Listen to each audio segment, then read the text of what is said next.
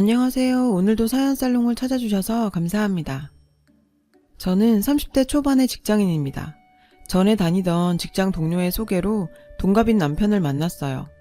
연애한 지 1년도 채 안 돼서 결혼했죠. 너무 일에만 치여 사느라 결혼은 물론이고 연애에도 관심이 없던 저에게 어느 날 직장 동료가 저랑 너무 잘 맞을 것 같은 사람이 있다면서 한번 만나보라고 권했어요.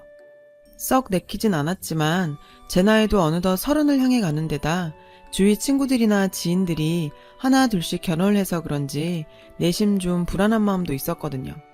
결혼을 안 한다는 생각은 없었거든요. 연애를 쉰 지도 너무 오래돼서 계속 이대로 가다간 평생 노처녀로 늙어갈 거란 생각을 하니까 정신이 번쩍 들더라고요. 소개시켜준 직장 동료가 말하길 요즘 남자답지 않게 순수하고 진국인 사람이라며 자기가 결혼만 안 했어도 적극적으로 대시하고 싶은 사람이라고까지 말하더라고요. 내가 웬만하면 사람 소개 잘 안 하는데 이 사람은 진짜 괜찮은 사람이야. 너랑 잘 되면 완전 환상의 커플이 될 것 같아. 성격이나 성향이 둘이 아주 딱이라니까. 내가 결혼만 안 했어도 벌써 내 남자 만들었을 텐데. 도대체 어떤 사람인지 한 번은 꼭 만나보고 싶어졌어요. 결국 만나러 가게 됐어요. 실제로 만나보니 제가 예상했던 것보다도 훨씬 더 멋진 모습에 첫눈에 반해버렸죠. 그 사람도 처음부터 적극적으로 다가왔고요. 그날부터 남부럽지 않은 달달한 연애를 하고 하루라도 더 빨리 같이 있고 싶어져서 서둘러 결혼을 추진하게 되었어요. 사귈 땐 정말 그 사람의 모든 게 다 좋게만 보였어요. 모든 게 다 수월하고 순조롭게 진행되는 듯 보이던 어느 날 남친 얼굴이 어둡고 예전 같지 않아 보이길래 걱정이 돼서 물어보니 그냥 요새 몸이 좀 안 좋다고만 하더라고요. 그런데 나중에 알고 보니 남친 어머니가 결혼을 반대하신다는 걸 알게 됐어요. 구체적으로 말하면 너무 빨리 결혼하는 걸 반대하시는 거였어요. 결혼하기엔 아직 이른 것 같다며 결혼을 더 미루라고 하셨다더라고요. 그 말은 저한테 미처 하지는 못하고 혼자서 끙끙 앓고 있었던 거죠. 남친과 저는 둘 다 결혼하기에 이르다고 생각하지 않는 데다 빨리 결혼해서 아이도 낳고 안정적인 삶을 살고 싶다는 생각이 강했거든요. 우리 둘 다 남친 어머니 생각을 납득할 수 없었어요. 남친 어머니가 워낙 강경하게 결혼을 미루라고 나오시는 통에 남친이 설득을 하다 많이 지치게 됐고요. 저도 몇 번이나 직접 찾아가서 뵙고 잘 말씀드려봐도 워낙에 강하게 반대를 하시니 어떻게 해야 할지 정말 막막하더라고요. 우리 아들은 아직 결혼시키려면 멀었는데 그쪽이 더 늦추자고 설득 좀 시켜주면 안 될까? 우리 아들이 한 번도 이런 적이 없었는데 이런 문제를 내 속을 다 썩이다니. 아직 돈도 더 모아야 하고 20대밖에 안 됐는데 벌써 결혼하는 거 너무 아까워서 30 중반 넘어서 하면 딱일 것 같은데 30 중반이면 5년도 더 넘게 남았는데 가혹한 말씀을 하시더라고요. 그리고 아깝다니 무슨 물건을 나에게 주는 건가? 참 안 좋고 이상하게 느껴졌어요. 그러다가 결국엔 남친이 식음을 전폐하고 거의 폐인 수준까지 가니까 그제서야 겨우 허락해 주셔서 결혼할 수 있었어요. 아들이 그렇게까지 나오니까 더는 반대하기가 힘들었나 봐요. 이분 보통이 아니구나. 다 큰 성인인 아들 결혼에 너무 지나치게 간섭하시는 건 아닌가? 하는 생각도 들었지만 그만큼 아들을 많이 사랑하고 계시는구나 하고 좋게 생각했던 것 같아요. 오히려 그렇게 결혼을 미루라고 하시니까 그러면 그럴수록 둘 사이가 더 애틋해지고 사랑이 깊어져 갔고요. 아마 남들 같으면 진작에 지쳐서 포기했을 거란 생각이 들 정도로 결혼까지의 과정은 정말 어렵고 힘든 일의 연속이었어요. 일일이 다 말하기에 너무 많고 더 이상 생각하기도 싫을 정도의 사건들이 많았거든요. 혼수 때문에도 그렇고 구체적으로 결혼 준비에 들어가 보니 남친 어머니가 정말 사사건건 간섭을 하면서 힘들게 하더라고요. 그러다 보니 결혼 직전에 심각하게 혼자 속으로 고민도 많이 했었어요. 결혼하기 전부터도 이렇게 힘든데 결혼하고 나서는 잘 살 수 있을까? 더 늦기 전에 그냥 다 무르고 없었던 일로 하자고 할까? 별의별 생각이 다 들고 마음이 계속 흔들리더라고요. 그래도 결국은 우여곡절 끝에 결혼을 했고 신혼생활을 시작하게 된 어느 날 시어머니가 갑자기 신혼집에 연락도 없이 불쑥 찾아오셨어요. 기니 할 말이 있다며 중요한 얘기니까 명심하고 잘 새겨 들으라면서요. 내심 무슨 얘긴데 이렇게 심각한 건지 겁이 덜컥 났어요. 우리의 수입은 지금까지 내가 쭉 다 관리하고 있었는데 굳이 결혼했다고 해서 그만두는 건 그렇고 앞으로도 내가 계속 하려고 하는데 괜찮지? 너도 결혼했으니 이 집안 법을 따르는 게 맞는 거잖니. 안 그래? 내가 워낙 재테크에 일가견이 있으니 잘 불려줄 건 말할 것도 없고 나중에 준 거보다 몇 배로 더 돌려줄 테니. 이러시는데 갑자기 너무 당황스럽더라고요. 남편은 별다른 동의 없이 그저 듣고만 있었어요. 그러고 보니 연애 때부터 남편이 종종 얘기를 했었던 게 떠올랐어요. 자기 어머니는 여느 어머님들 같지 않다면서 주식이니 펀드니 해외 주식까지 손을 대시고 경제적인 감각을 타고나셨다고 했었거든요. 그래서 자기 수입도 다 어머니가 관리하시고 자기는 용돈만 받아 쓴다고요. 그땐 와, 그런 분도 계시는구나 하면서 신기하게만 생각했죠. 그런데 설마 결혼까지 한 아들 수입까지 계속 관리를 하시겠다고 나올 줄은 정말 꿈에도 생각 못했었어요. 전 결혼했으니 당연히 우리 수입은 우리가 관리하는 게 맞다고 생각했거든요. 무슨 말씀이신지 잘 알아들었지만 너무 갑작스러워서요. 조금만 생각할 시간을 주시면 안 될까요? 저희끼리 상의도 해봐야 하고요. 상의는 무슨 상의? 내 아들은 물을 것도 없이 찬성할 테고 너만 결정하면 될 일을 가지고 무슨 생각할 시간이야 필요해. 내가 그걸 다 갖는다는 말이 아니잖아. 나중에 준 것보다 더 배로 불려준다는데 세상에 이런 시어머니가 어딨어. 너 이런 시어머니 봤니? 들어나 봤어? 나 같은 사람 어디 가도 없을 거다. 넌 네가 얼마나 운이 좋고 복 받은 줄도 모르지? 그리고 한 달에 한 번 가계부 써서 보내라. 내가 너 경제관념도 보고 초반에 잡아줄게. 잊지 말고 꼭 써서 보내. 일주일에 한 번 보내라고 할 거 많이 줄여준 거야. 그리고 앞으로 차차 네 수입도 내가 관리해줄 테니 그리 알고. 세상에 도대체 이건 또 무슨 말인지 갈수록 더 황당하고 어이가 없었지만 그땐 어쩔 수 없이 그냥 긍정도 부정도 아닌 어정쩡한 반응을 보였던 것 같아요. 신혼 초에 너무 무방비 상태에서 생각하지도 못한 일을 당하니 어찌할 바를 모르겠더라고요. 어머님이 집으로 돌아가시고 나서 남편과 바로 얘기를 나눠봤어요. 자기야, 지금 어머님 말씀이 도대체 무슨 말이야? 왜 어머님이 자기랑 내 수입을 관리해?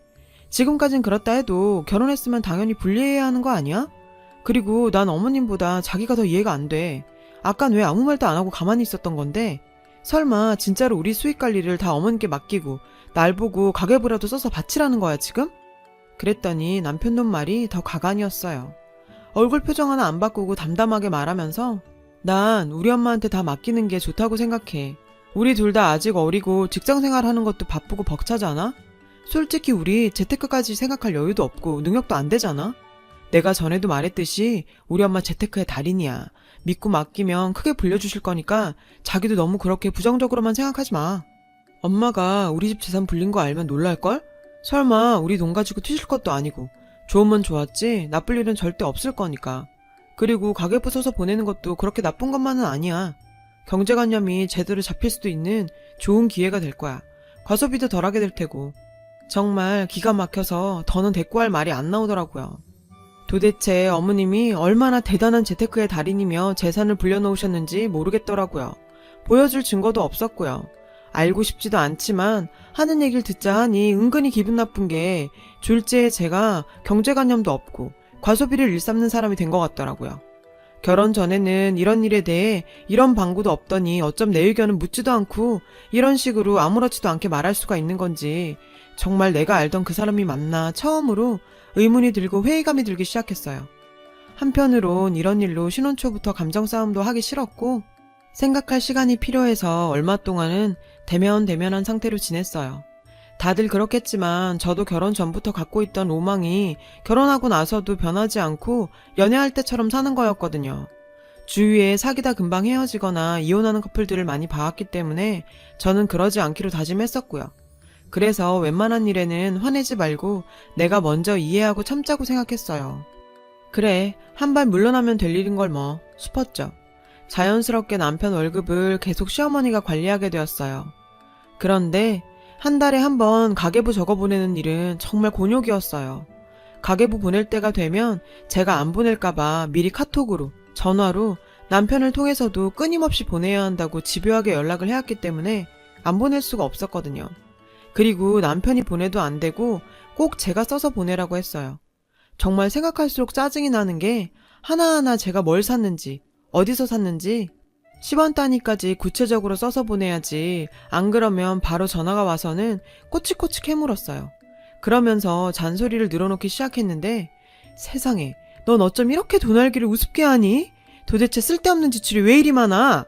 널 제대로 가르치려면 몇십 년이 걸려도 모자라겠다. 이런 식으로 늘 꼬투리를 잡고 비하했어요.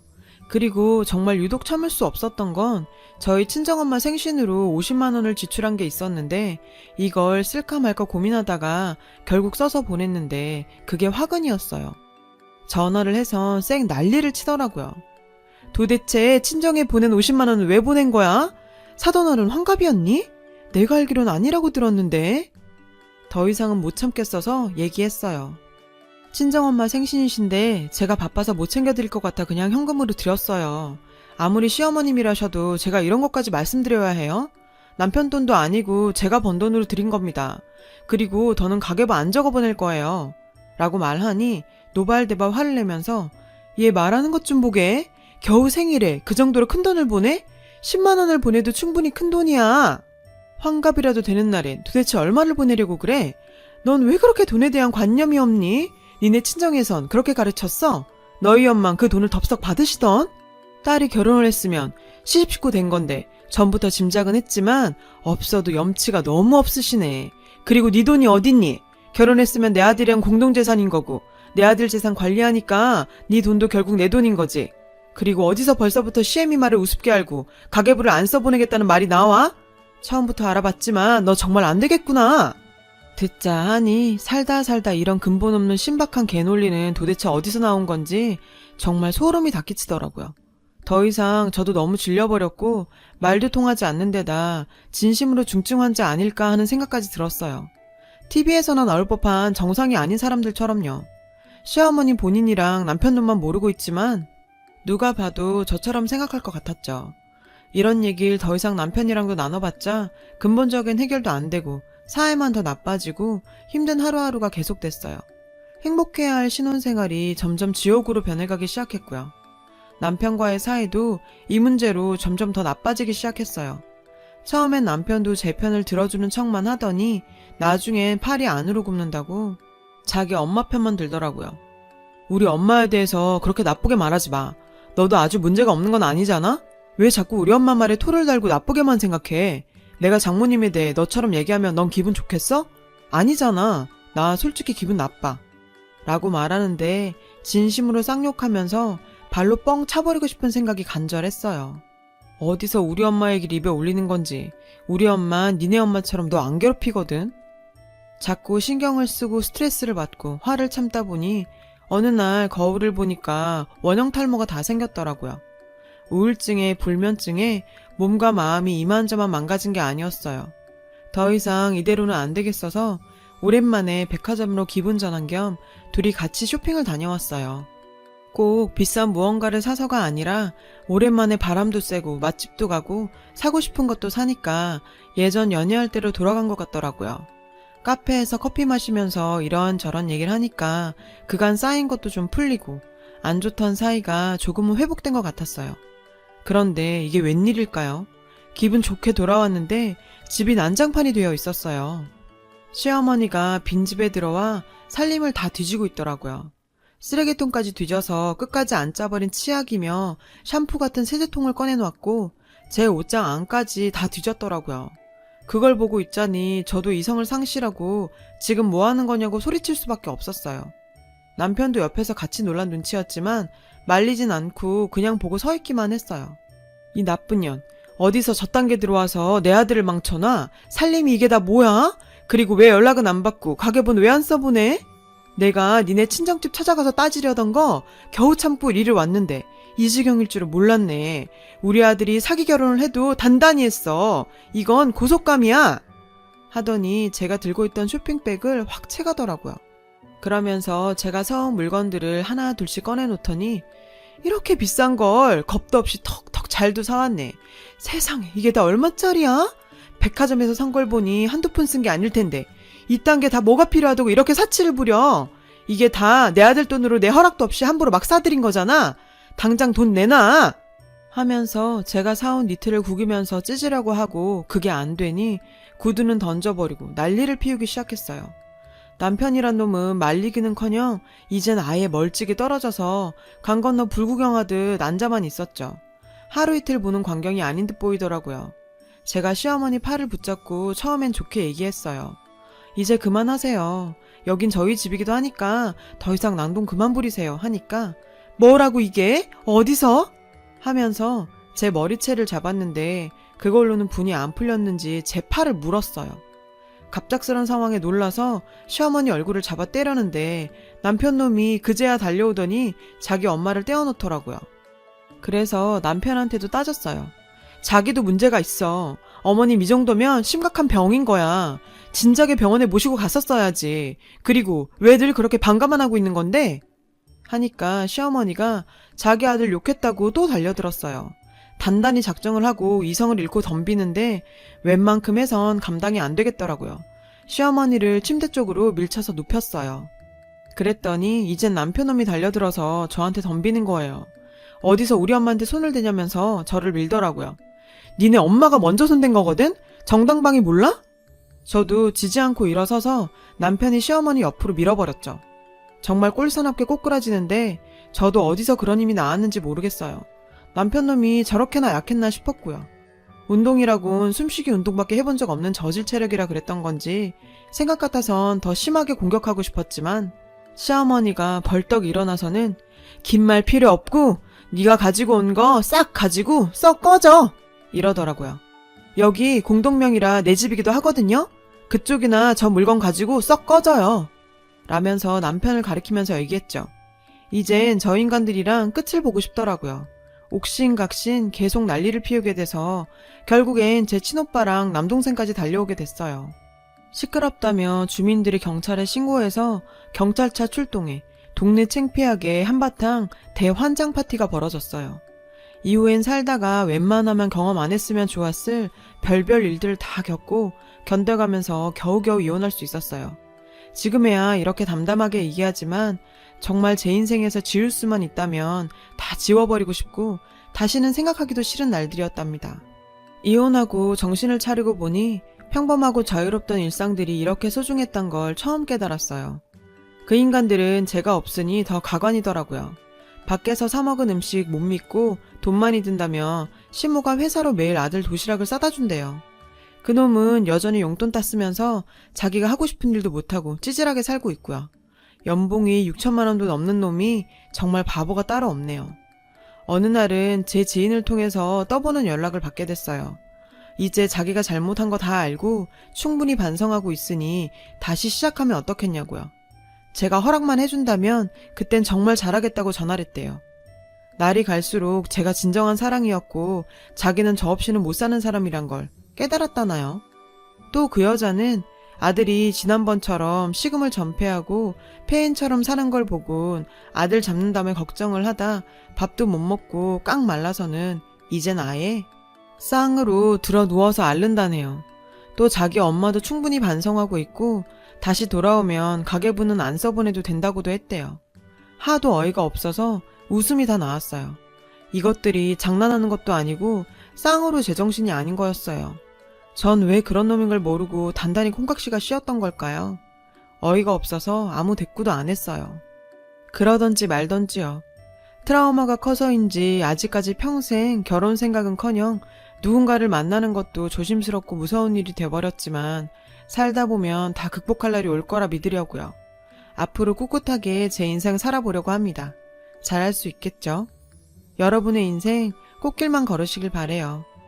여러분, 사연 댓글에 응원과 현명한 조언 부탁드려요. 좋아요와 구독은 저에게 큰 힘이 됩니다. 오늘도 좋은 일 가득하세요.